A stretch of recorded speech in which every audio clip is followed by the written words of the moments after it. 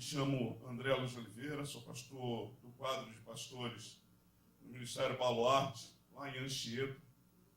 Igreja essa dirigida pelo pastor Marcos Campos e pastora Miriam Campos, que tragam em nome deles um forte abraço para os irmãos aqui da Vida Plena. Amém? Amém. Hoje eu quero falar um pouco daquilo que Deus manifestou de uma forma tão tremenda na minha vida. Vivi dias que muitas das vezes a gente acredita estar no fim. Eu vivi essa realidade. Eu tive essa percepção. A minha vida acabou. É muito difícil quando você tem sonhos e planos e de repente, sem realizá-los, você percebe que tudo era coisa da sua cabeça. Só que essa percepção é tua, não do Senhor. Se você tem um sonho, eu quero te dizer que sonhos são o combustível que nos mantém à vontade de viver. Porque quando você perde os seus sonhos, logo você começa a viver tipo Zeca Pagodinho, deixa a vida me levar, vida leva eu. Essa não é a nossa realidade. Nós, homens e mulheres do Senhor, temos um princípio e precisamos compreender de verdade o propósito pelo qual o Senhor nos chamou. E eu quero falar um pouco disso que eu vivi. Mas antes eu quero te convidar a abrir sua Bíblia. Evangelho de Lucas, capítulo 7. Nós vamos falar sobre um momento épico. Aliás, toda a vida de Jesus é épica, né? Mas esse momento nos chama muito a atenção. Eu estou falando muito alto, os irmãos, porque de vez em quando o pastor André dá uma perdida na voz aí, dá uns gritos, mas se eu estiver gritando, dá glória a Deus mais alto que eu vou compreender, eu vou parar. Amém? Vou convidar os amados em reverência a ficar de pé. Todos se encontraram? Evangelho de Lucas, capítulo 7. Talvez a minha versão possa estar destoando um pouco da versão dos amigos, dos irmãos, mas caso isso aconteça, dê continuidade na sua versão, amém? Diz assim: Jesus ressuscita o filho da viúva de Naim. E aconteceu que, no dia seguinte, ele foi à cidade de Naim, e com ele iam muitos dos seus discípulos e uma grande multidão. Repita comigo: uma grande multidão. E quando chegou perto da porta da cidade, eis que levava um defunto, filho único de sua mãe, que era viúva. Com ela ia uma grande multidão da cidade. E vendo-a, o Senhor moveu-se de íntima compaixão por ela e disse-lhe: não chores. E chegando-se, tocou o caixão, e eis que os que levavam pararam, e disse: jovem, a ti te digo, levanta-te. E o defunto assentou-se e começou a falar. E entregou a sua mãe. E de todos se apoderou o temor, e glorificavam a Deus, dizendo: um grande profeta se levantou entre nós, e Deus visitou o seu povo. Curva sua cabeça. Senhor, bendito é o teu nome. Pai, aqui está a tua palavra, aí está o teu povo. Pai, que tudo que venha a ser dito, falado, esclarecido, esteja debaixo da tua direção. Deus, abre o entendimento, traz a esperança e a expectativa, ó Deus, de uma noite maravilhosa e memorável neste dia, para que o teu nome venha a ser glorificado, que nós venhamos a diminuir cada vez mais, para que o Senhor venha crescer e aparecer. Ó Deus, fala conosco nessa noite.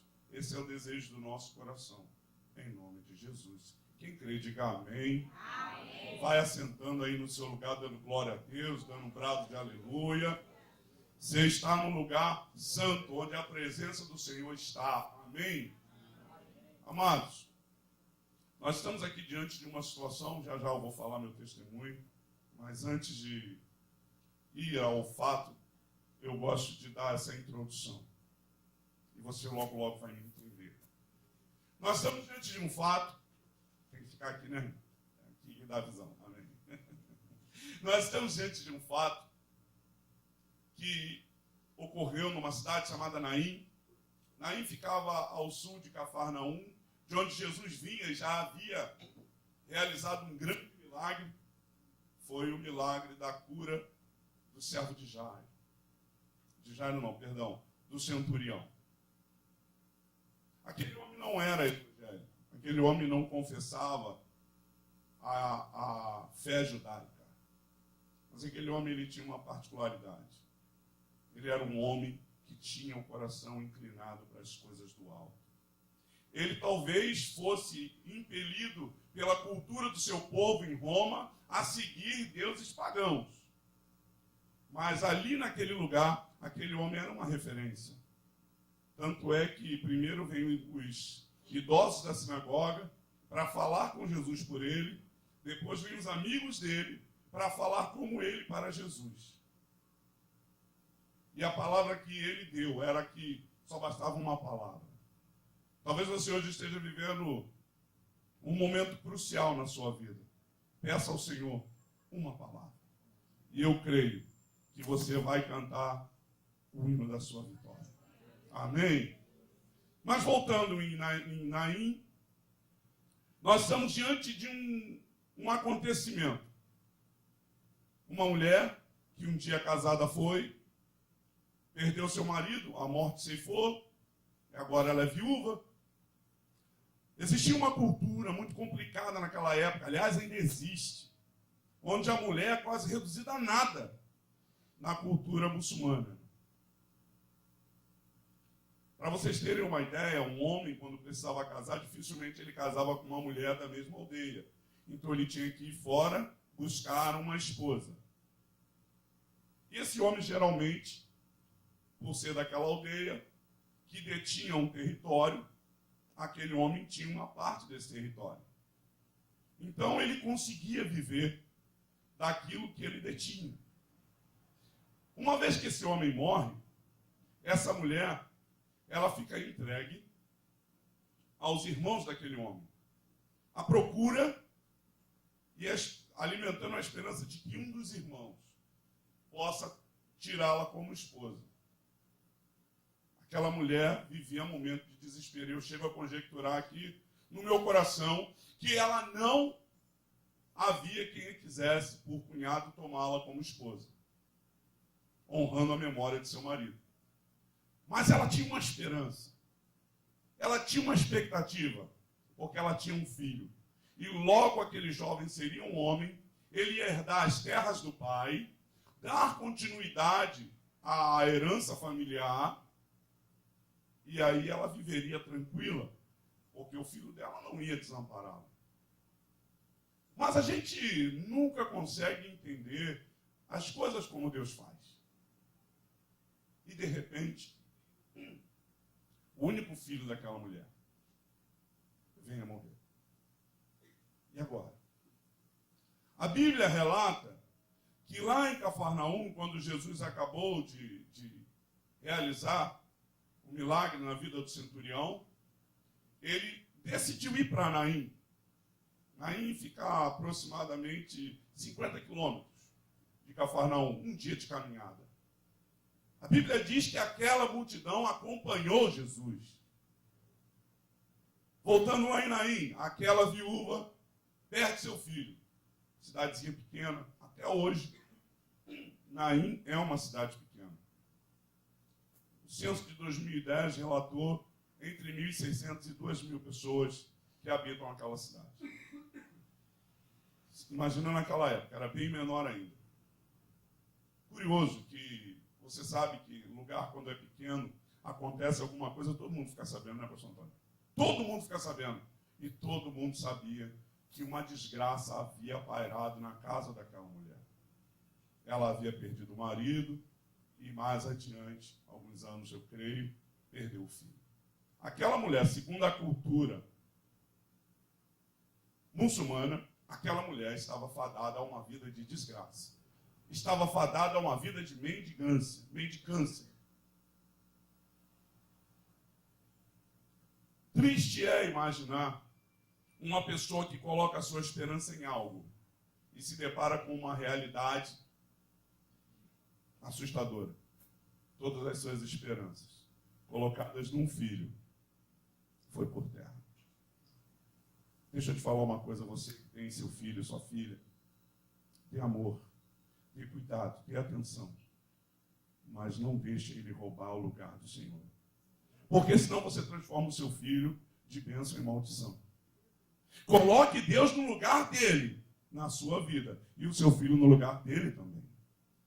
Tem muita gente que por causa do filho não quer ir à igreja, por causa do filho não quer participar das atividades, e aí depois começa a dar tudo errado, não entende por que está tão distante de Deus. Mas esse não é o tema. Mas voltando como estávamos falando. Então aquela mulher, com aquele povo, que sabia que ela vivia um momento de tristeza total, todos perguntavam, o que vai acontecer com ela agora? Como é que vai ser? O que podemos fazer?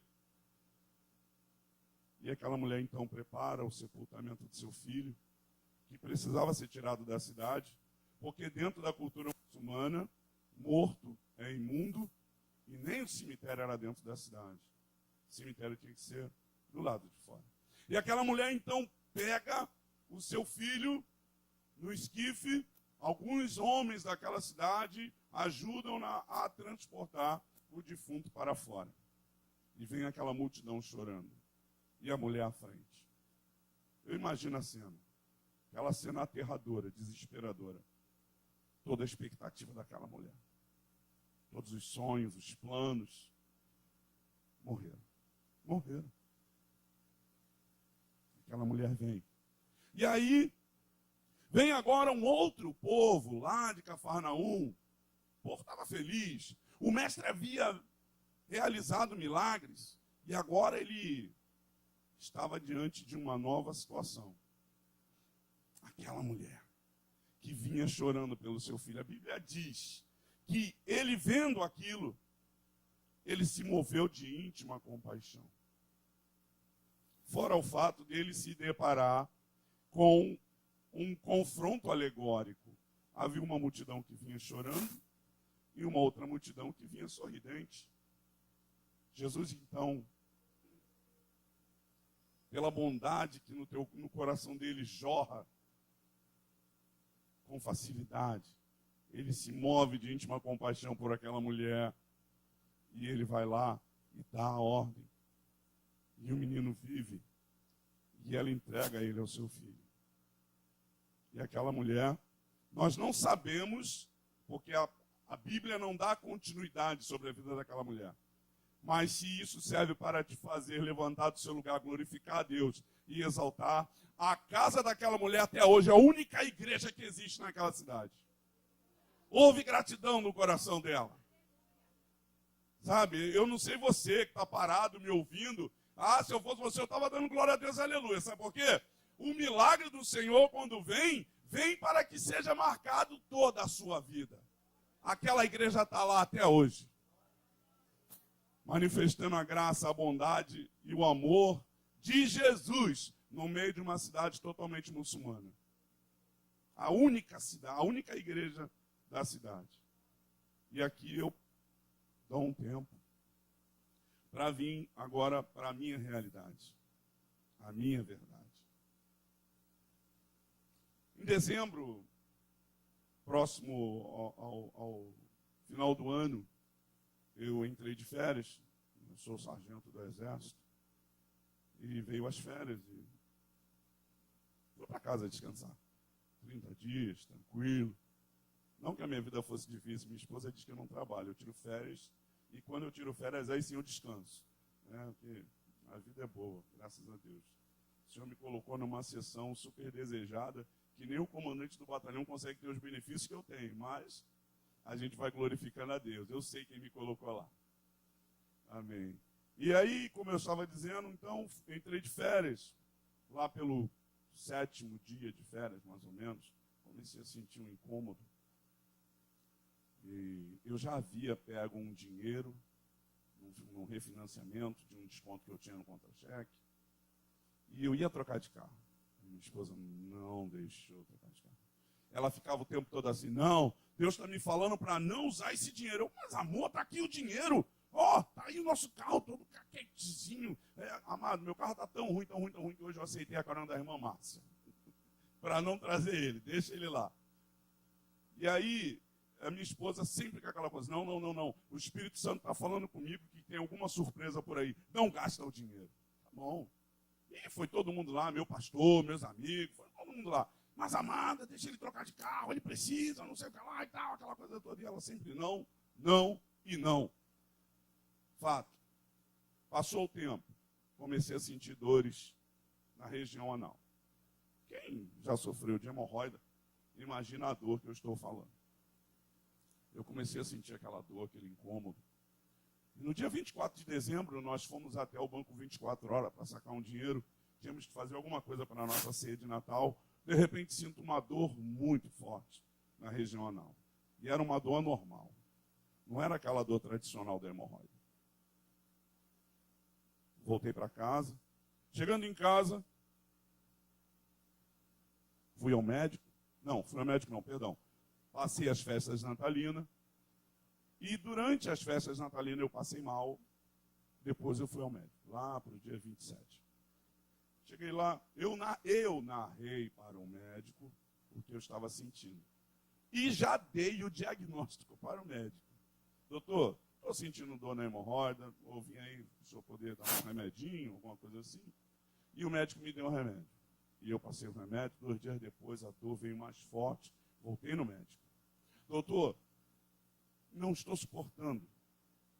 Ele falou, não, tudo bem, vamos fazer o seguinte, vamos trocar o medicamento e vamos ver o que vai acontecer. Trocou o medicamento, voltei para casa, passado 2 dias, a dor não aliviou, só aumentava a intensidade. E aí veio a 3ª consulta. Doutor, não estou suportando. Está muito complicado. Ele, rapaz, agora eu vou te dar um remédio aqui que vai ser batata. Amados, tenha medo. Toda vez que o médico falar, vai ser batata, tenha medo. E ali eu acreditei. Amém, vai ser batata. Enchi uma bolsa de medicamento nessas 3 consultas. Só que um dos medicamentos estava me deixando tão atordoado que eu estava falando coisa com coisa. Eu queria falar uma coisa e falava outra. Eu pensava numa coisa e quando eu abria a boca para falar, saía coisa que não tinha nada a ver. Então ali eu me dei conta que o negócio não estava muito bom. Fui ao banheiro, passei a mão na região e percebi que em determinado momento meu dedo escorregou. E eu pensei comigo, deve ser uma bolinha de sangue, alguma coisa. Lavei a mão e cheguei na sala. Quando eu cheguei na sala, minha esposa e meus filhos olharam para mim. Para que os irmãos saibam, eu tenho uma menina de 22. Uma menina de 22. Gente, eu sei a idade da minha filha, tá? É que de vez em quando bate um branco. E tem um menino de 19. E eles olharam para mim assustados. Minha esposa também. Gente, que cheiro é esse? Amados, havia um cheiro dominando a casa de carne podre. Carne podre. E aí eu já desesperado, quando eu senti aquele cheiro, eu pus a mão de novo e trouxe o cheiro à mão, o dedo à mão para sentir o cheiro. Quando eu trouxe, eu senti um cheiro assustador, aterrorizador. E então eu falei, liga para um amigo, o Orlando, um amigo nosso. O Orlando veio correndo em 15 minutos. Ele nem me leva para o hospital da Vila Militar, me leva direto para o HCE. E fui direto para o HCE. Quando eu cheguei no HCE, o médico ouviu a minha narrativa e falou assim, não sai daqui não, o proctologista está de plantão. Foi lá, trouxe o homem. O homem falou, André, vamos dar uma olhada aí, né? Eu falei, tá bom, o que eu faço, doutor? Aí tinha uma bancada lá de aço inox. Ele falou assim, deita em cima da bancada e coloca as suas nádegas na altura da cuba da pia. Assim eu fiz. E ele então falou, olha, eu vou dar uns cortezinhos aqui. Se o senhor sentir alguma coisa, o senhor me fala, tá bom, senhor André? Eu falei, tá bom. Senhor André, sentiu alguma coisa? Nada. Segundo dia. Segunda corte. Senhor André sentiu alguma coisa? Não. Terceiro corte. E agora, senhor André? Não. E de repente ele deu o quarto corte e eu ouvi aquele barulho de algo batendo no fundo da pia. Aproximadamente meio quilo de tecido necrosado na minha nádega esquerda. E o médico então olhou para mim e falou assim: "Seu André, vou fazer um curativozinho aqui rapidinho, tá?" Quando eu desci, eu já não conseguia mais andar. E ele falou assim: "O que o senhor ia fazer?" "Eu vou só pegar o resultado do meu exame." Até então eu já estava na esperança de que nada tivesse tão ruim. Fui então buscar o resultado do exame. No meio do caminho veio um colega: "Ô, senhor André, senta aqui na cadeira, vou levar o senhor." E já fez o sentido contrário, não entendi nada. Me levou para uma sala, tomei 4 horas de soro, nunca tomei tanto soro, acho que eu estou sorado até hoje. 4 horas tomando soro, que coisa mais louca. Terminado ali, me levaram para o quarto. E aí eu fui descobrir que a minha pressão estava 21, a minha glicemia, a taxa glicêmica estava em 528, e o médico falou assim: "Cara, eu não sei como é que você ainda não morreu. Não sei como é que você está acordado." Bem, fui para o quarto, mas antes eu ainda falei com ele: "Doutor, o que está acontecendo?"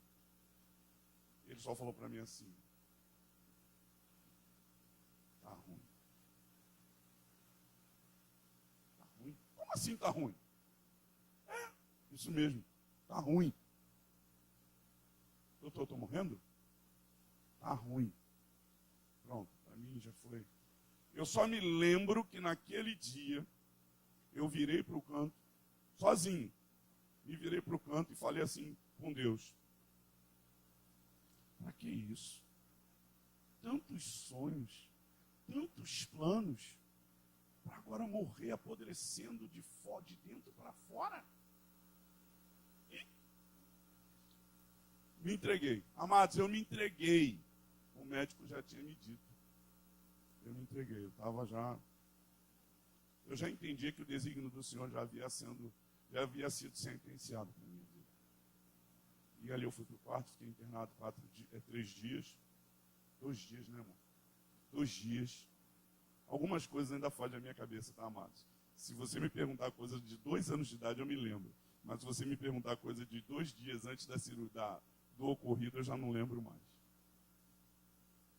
Fui para o quarto, esperei 2 dias, de repente o soldado aparece lá: "Seu André, o senhor está sendo chamado lá na sala de cirurgia." Me amarrou lá na maca e pum, desceu comigo. Cheguei lá na sala, o médico falou: "Vamos fazer isso, não sei o que lá e tal." Eu falei: "Doutor, por favor, posso fazer uma oração?" "Ah, pode." Fiz uma oração agradecendo a Deus, pedindo a Deus para usar a mão daqueles homens. E aí,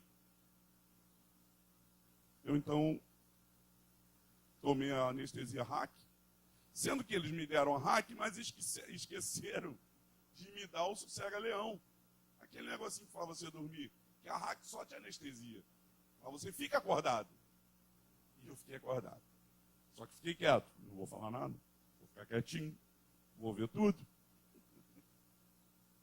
Amados, eu vi aqueles homens fazendo tudo. Até que em determinado momento, um deles pressionou as minhas costas, eu já sentado, eu tinha que colocar todo o tecido necrosado para fora, para que o médico pudesse passar.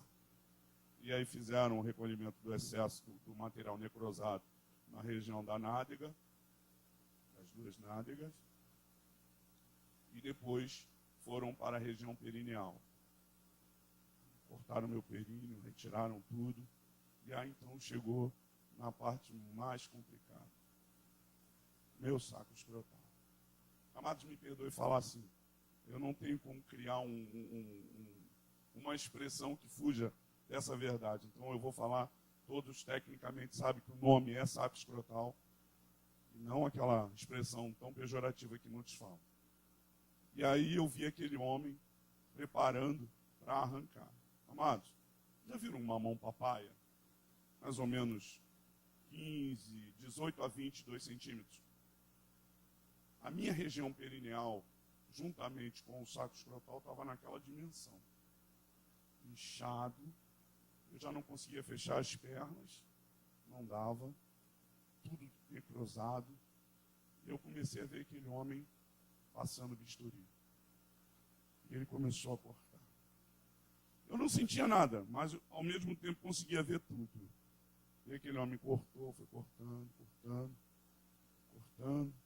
Teve uma hora que ele chegou perto da base, ao lado do meu órgão masculino, meu órgão reprodutor, melhor dizendo. E ali eu me denunciei, porque ele segurou, pegou o bisturi. Eu falei, aí eu soltei. Falei, cuidado. Aí o médico olhou para a anestesista e falou, aqui, ó, acho que você esqueceu de dar, e falou uma palavra doida lá, o closanol, zanol, banol, patol, sei lá, uns troços doidos lá.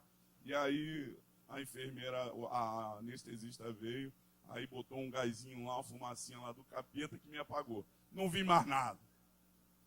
Aí, pronto. Não sei quanto tempo, eu devo ter ficado ali umas quase 7, 8 horas apagado. E até que eu acordei. E quando eu acordei, eu queria saber, né? Enfermeira, por favor, levanta aí, dá uma olhada. Tá tudo no lugar. Tá tudo aí. Aí ela olhou, fica tranquilo, André, tá tudo no lugar. Falei, tudo o quê? Olha, mas o testículo foi preservado. Falei, opa, mas além do testículo, o que mais foi preservado? Aí ela falou, pode ficar tranquilo. Se esse é o medo que o senhor tem, fique em paz. Graças a Deus. Passou aquele dia, então, tive minha primeira visita, minha esposa, meus filhos. Eu fiquei durante uns 2 dias, mais ou menos, ainda sob efeito do medicamento, ainda com previsão de mais uma cirurgia. Passou o 3º ou 4º dia, não lembro. Minha esposa vai dizer terceiro dia. No 3º dia, os médicos vieram de novo, me pegaram e me levaram para a sala de cirurgia. Amado, você já viu aquele desenho animado do X-Men que tem o Wolverine? Tinha um médico lá na sala de cirurgia que parecia o Wolverine. Ele me deu 3 talhos na minha barriga, pegando daqui da região da lombar até próximo da base do órgão reprodutor. Me deu 3 talhos profundos. Por quê? A bactéria estava subindo da região onde havia sido retirado o tecido necrosado e estava subindo. E ele falou, se chegar no seu abdômen, é a morte garantida. E aí me voltaram para a sala de cirurgia e eu passei de novo por isso. E eles drenaram todo aquele processo, aquele material. E aí eu voltei de novo para o quarto. E aí começou então a minha luta. Amados, dentro de CTI não tem janela, não tem janela, não tem luz do dia, não tem relógio, não tem nada, você simplesmente fica esquecido naquele lugar. Mas eu de 4 em 4 horas recebia a visita dos enfermeiros que vinham e injetava medicamento doido lá, que toda vez que eu tomava eu ficava doidão. Amados, eu ficava literalmente chapado. Era assim que funcionava. Passado esses 3 dias pós-cirúrgico, eu estava lá, deitado, dormindo, desanimado. Sabia? Os médicos olhavam para mim. Amados, pense nisso. Os médicos olhavam para mim, eles vinham, aí levantavam, olhavam. Os enfermeiros vinham, olhavam para mim. Gente, sabe, eu vou morrer mesmo, não tem jeito não, vou morrer mesmo. Estava entregue para a morte. Já não falava nem mais com Deus. Já não falava mais, porque, amados, você só fica pensando assim, graças a Deus eu estou bem com todo mundo, graças a Deus eu não estou deixando problema com ninguém, graças a Deus. Ah, tá bom. É assim que tem que ser. Então, eis-me aqui. Amados, bela tarde, estou dormindo. Tarde, de manhã, noite, sei lá que era aquilo. Estava lá dormindo, descansando. Daqui a pouco eu acordo com um peso de uma mão sobre o meu peito. Interessante que não era alguém pressionando o meu peito. Era o peso da mão. Eu sentia o peso. E aquela mão massageava o meu peito. Aleluia. Massageava o meu peito. E eu acordei, despertei e olhei. Havia um homem, eu vou tirar pela minha altura, eu tenho 1,77. Aquele homem devia ter uns 2 metros. Grande, forte, cabelos pretinhos penteados para trás, um olhar profundo, penetrante, uns olhos branquinhos. E eu olhava para aquele homem, ele olhava para mim, ele com um olhar penetrante, ele olhava para mim, com um olhar penetrante, eu ficava assim, gente, quem é esse cara? Quem é esse cara? E doido que aparecesse alguém. Interessante que eu queria falar com aquele homem e eu não conseguia falar. Havia uma vontade de perguntar quem é o Senhor, mas eu não conseguia. Amados, aquele homem fez esse ciclo de massagear, parar e olhar para mim por 3 vezes. Na 4ª vez ele virou para mim, eu virei para ele, olhei para ele e tentando falar, não conseguindo, ele falou para mim: fique tranquilo, eu estou aqui com você. Oh, amados, pense numa pessoa descrente, desanimado da vida, que não conseguiu se dar conta do que estava acontecendo. Era eu. Aquele homem então virou as costas, saiu. Eu fiquei lá. 2 minutos depois, entra a enfermeira e começa a mexer lá nos negocinhos lá de botar medicamento, no soro. E eu, enfermeira, por favor. Aí ela veio. Por favor. Uma coisa que eu esqueci de frisar, de detalhar. Eu ficava tentando identificar o nome daquela pessoa. Porque nós, do Exército, usamos a farda camuflada e carregamos a nossa identificação na altura do peito. Mas a sala onde eu estava, do CTI, eu fiquei isolado, sozinho, a sala não tinha iluminação, mas os médicos deixavam apagado. E eu não conseguia ver direito.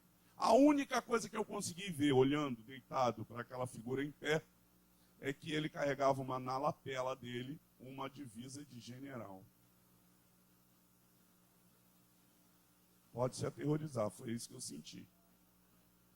Eu olhei e falei, gente, quem é esse general? Eu conheço o general Marçal, meu comandante de brigada, eu conheço o general Falcão, comandante diretor do hospital, eu conheço o general Braga Neto, mas esse cara aí eu não sei quem é não. E aí, voltando, a enfermeira, ele saiu, a enfermeira entrou. E eu, enfermeira, por favor, me dá uma ajuda, eu preciso tirar essa dúvida. Pô, não, senhor André, pode falar. Quem é esse general aí que saiu agora? Aí ela. Não falou nada. Eu falei, e aí? Quem é ele? Ela deu aquele sorrisinho sarcástico. Senhor André, eu estou aqui na antessala, ninguém passou por mim, nem entrando, nem saindo. Calma, Matos, calma. Eu vou te dar já um motivo para você pular do teu lugar, glorificando a Deus. Calma! Queridos, meu Deus, aquela enfermeira saiu. Coisa de 5 minutos depois começou a visita. E logo quem entra de cara, minha amada, acompanhada de uma pastora amiga nossa, a pastora Janaína, pastora do Ministério de Intercessores, do grupo de intercessores na nossa igreja. E ela entra. Aí eu falei, amor, entrou um general aqui? A enfermeira disse que não viu. Quando você estava entrando, você viu um general passar por você? Ela, não vi ninguém passar por mim.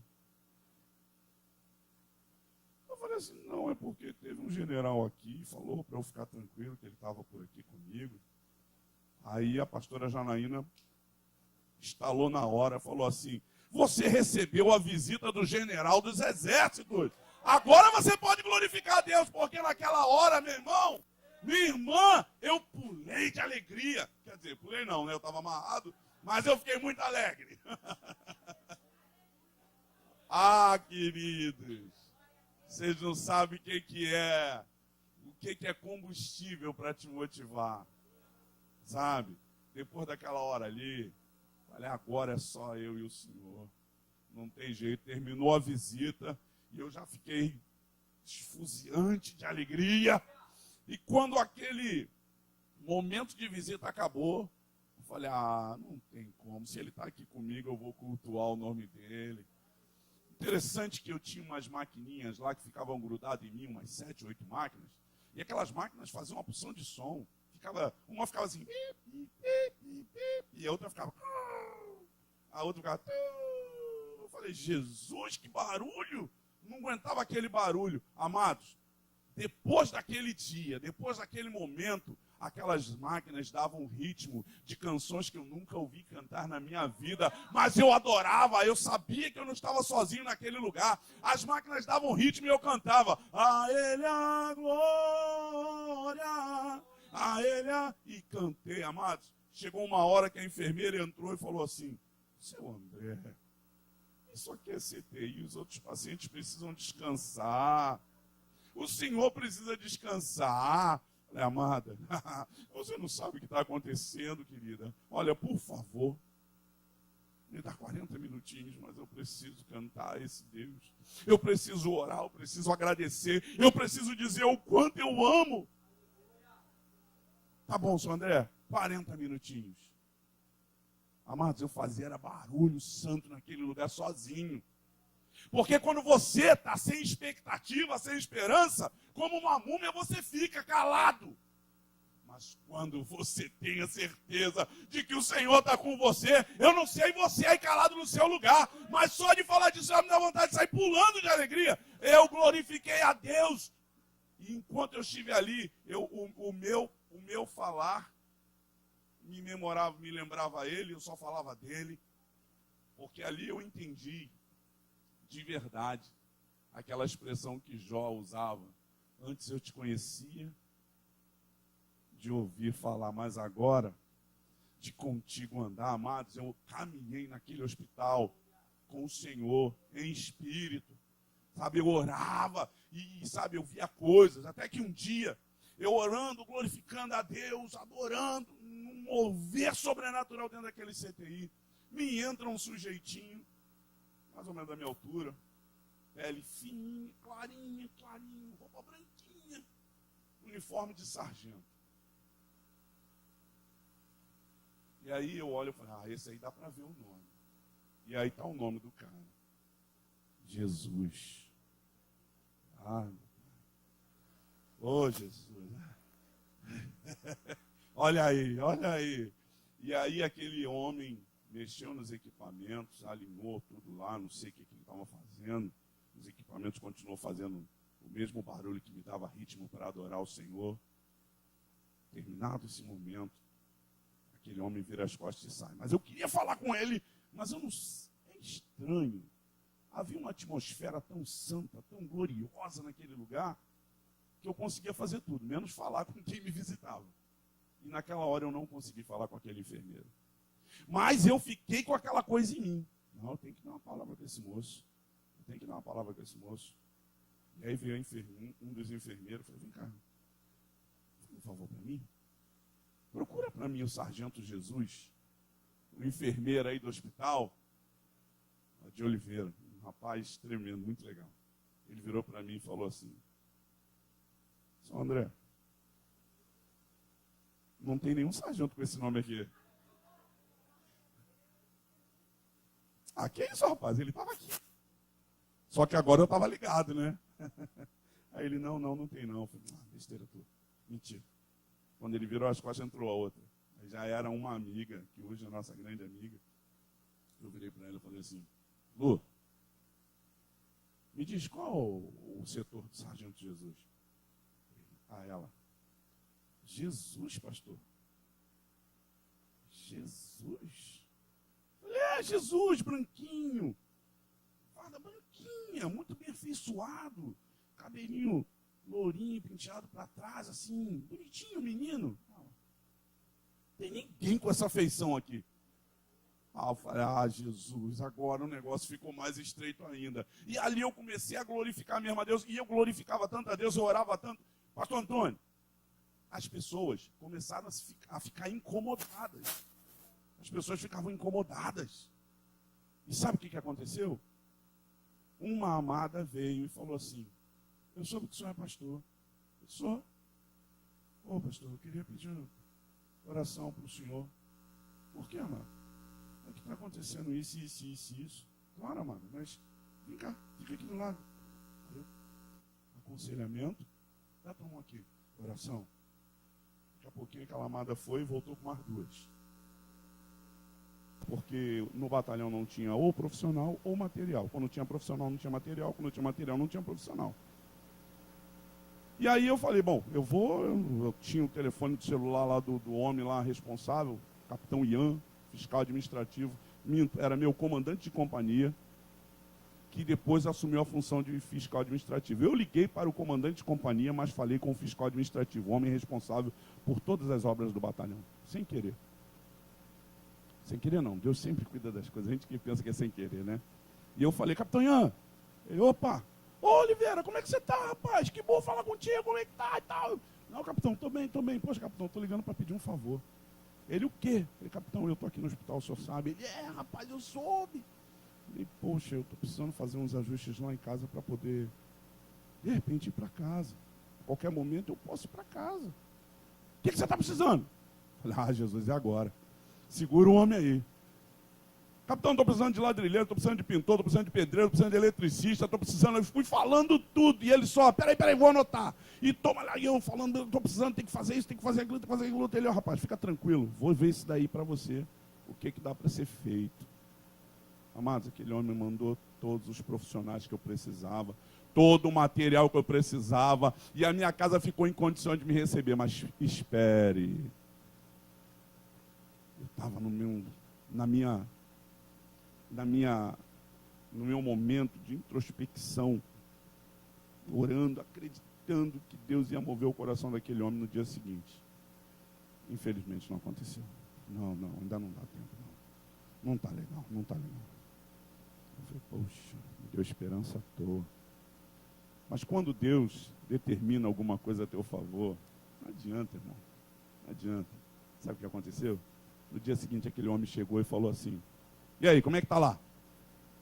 Maravilha. Ele, então, prepara que amanhã você vai embora. O que o senhor falou? Sim, eu mudo de ideia. Não, eu entendi tudo.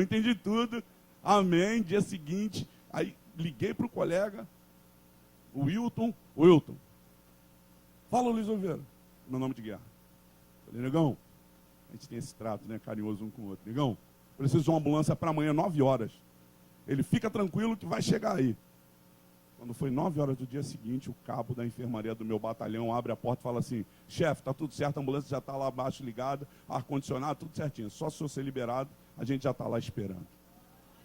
Amados, peguei aquela ambulância, fui para casa, cheguei em casa, aí lembrei daquela música do Roberto Carlos, meu cachorro me sorriu latindo, eu falei, Jesus, que tremendo! Sabe, e depois a vida começou a ficar melhor, porque perto da família tudo é diferente, né, queridos?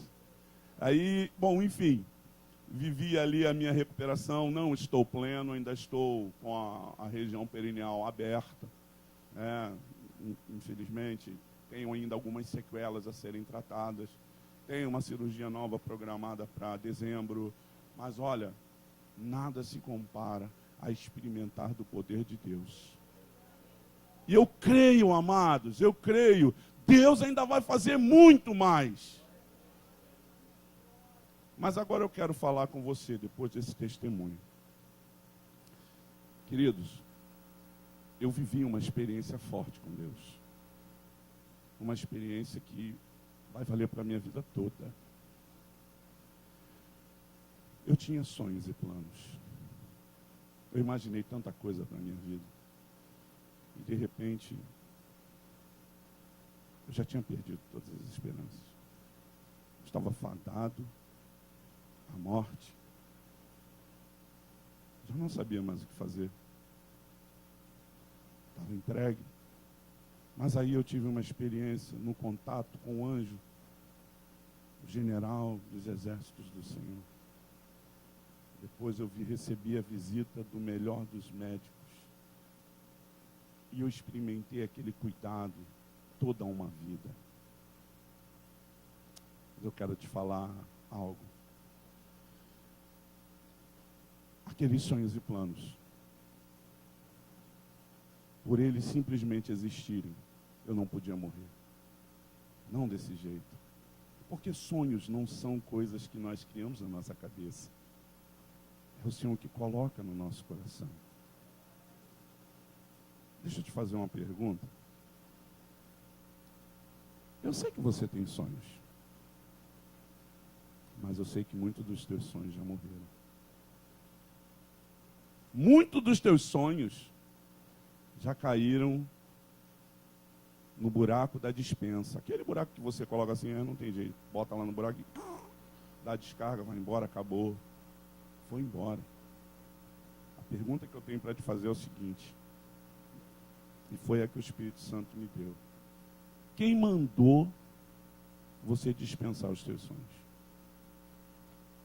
Se eu ainda sou Deus, se eu ainda tenho para realizar na tua vida, se eu ainda tenho coisas para fazer acontecer em teu favor. Talvez você que me ouve nessa noite aqui nesse ministério, tenha sonhos que você talvez já até cavou buraco e enterrou. Talvez você esteja precisando, como a viúva de Naim, ter um encontro para que os teus sonhos e planos sejam ressurretos. O Ministério de Louvor pode me ajudar, por favor? Eu quero que você, agora, nessa noite, comece a refletir sobre os sonhos que você tem entregue e lançados fora da tua vida. Eu quero perguntar para você, o que é que você não imagina mais ter esperança? Ou imagina não ter mais esperança? Eu quero perguntar para você, o que o teu coração deixou de acreditar? Amados, a palavra diz, Isaías 41, 13. Eu sou o Senhor, o teu Deus, te pega pela mão direita, e eu te digo, não temas, eu te ajudo. Oh, amado, se você tem sonhos para viver, mas esses sonhos parecem que estão distantes, inalcançáveis, eu quero te dizer que Deus vai fazer realizar, Deus vai fazer acontecer, mas você precisa mudar a sua confissão. Naquela noite, naquele quarto, eu mudei a minha confissão. A minha confissão estava, Senhor, está tudo bem. Mas Deus não queria que eu confessasse daquela forma. Ele queria que eu confessasse que Ele era o meu Senhor e que eu dependia dEle para realizar os sonhos que eu pensava já estar morto. Amém. Talvez nessa noite você esteja aí guardando no teu coração aquilo que você considera que seja a sua verdade. É verdade que eu não vou mais conseguir fazer essa faculdade. É verdade que eu não vou mais conseguir comprar minha casa própria. É verdade que o carro é um sonho que eu nunca vou viver. É verdade que a empresa que eu tanto sonhei não aconteceu. É verdade, eu quero te dizer, tudo isso continua sendo verdade, mas não é tu, é do Senhor. Porque quem botou para desistir no teu coração foi o diabo e você está aceitando. Eu quero te dizer, nessa noite, comece a viver a verdade dos sonhos do Senhor na tua vida. Você crê nessa palavra?